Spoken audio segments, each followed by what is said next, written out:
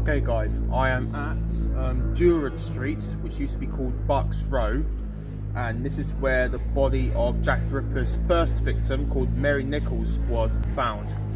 Here she is right there, that's her. Now I don't know whereabouts of the street she was found, but I reckon that she was found along here. Right, over there. That's what I think. Now,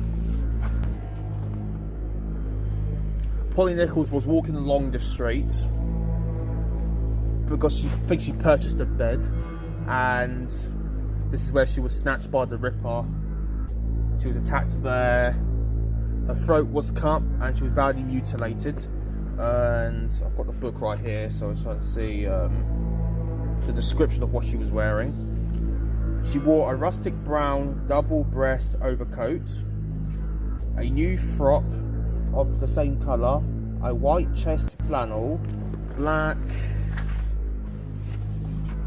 she wore black stockings and striped side spring boots with steel-tipped heels to save her wear and tear.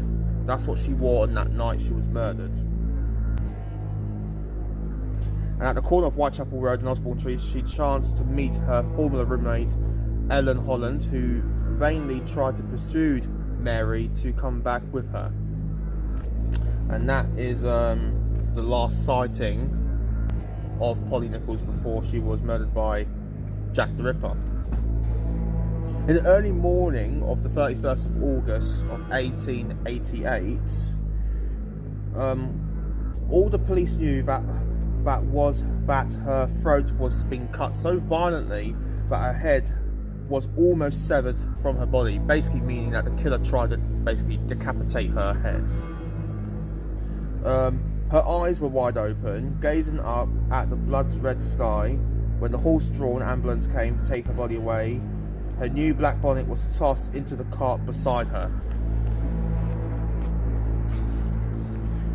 and her shed had been gutted like a pig. I mean, here's a photo again. That's her. I mean, and she was a prostitute. All of Jack the Ripper's victims were prostitutes, and yeah, that's all I've got to say.